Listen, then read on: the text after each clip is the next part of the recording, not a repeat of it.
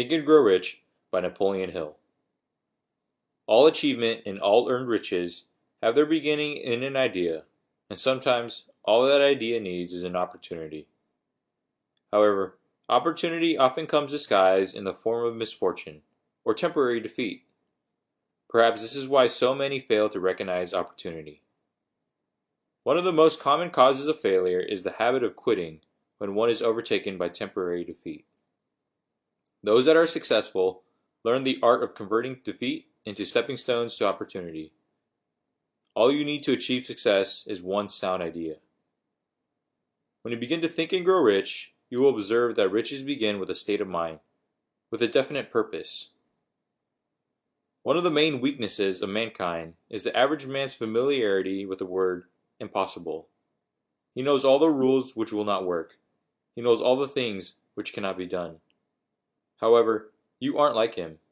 You are the master of your fate, the captain of your soul, because you have the power to control your own thoughts, positively and negatively, and the first thought should be maintaining a state of mind with a burning desire to win.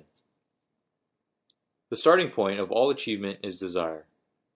Weak desires bring weak results, just as a small amount of fire makes a small amount of heat. There are 6 steps to keeping that fire burning.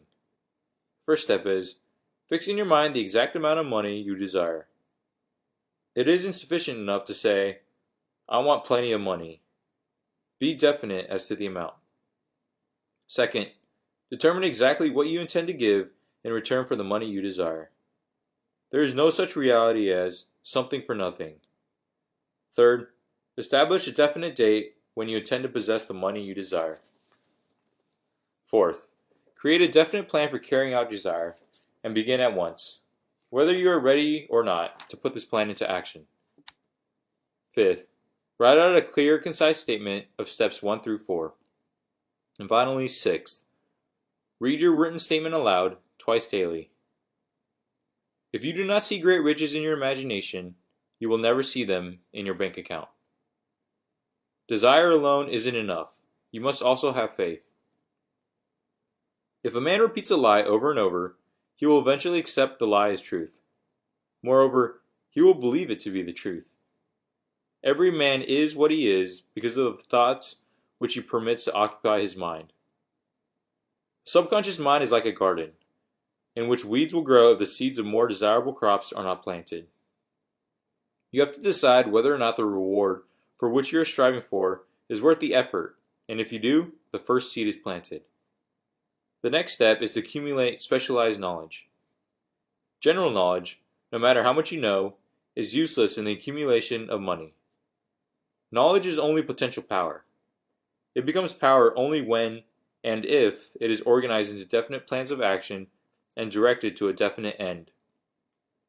Successful men never stop acquiring specialized knowledge related to their major purpose, business, or profession. To make this acquisition worth it, remember, anything acquired without effort and without cost is generally unappreciated. One of the strange things about human beings is that they value only that which has a price. Any person who has the ambition to give up part of his spare time to studying at home has in him those qualities which will make him successful. The person who stops studying merely because he has finished school is forever hopelessly doomed to mediocrity, no matter what may be his calling. The way to success is the way of continuous pursuit of knowledge. Desire, faith, and knowledge are fashioned together in the workshop known as imagination. Man's only limitation, within reason, lies in his development and use of his imagination. Ideas are products of the imagination, and ideas are the beginning points of all fortunes. A master salesman knows that ideas can be sold where merchandise cannot. The story of every great fortune starts with the day when a creator of ideas and a seller of ideas got together and worked in harmony. To help execute your idea, ally yourself with people that will provide advantages and benefits and form a mastermind. This mastermind is the coordination of knowledge and effort of multiple people for a definite purpose. It is well known that a group of electric batteries will provide more energy than a single battery. A group of brains will provide more thought energy than a single brain. Eventually, this mastermind will create some plans. If the first plan which you adopt does not work successfully, replace it with a new plan. If this new plan fails to work, replace it, and so on until you find a plan which does work. When your plans fail, remember that temporary defeat is not permanent failure. Thomas Edison failed 10,000 times before he perfected the light bulb. He was met with temporary defeat 10,000 times before his efforts were crowned with success.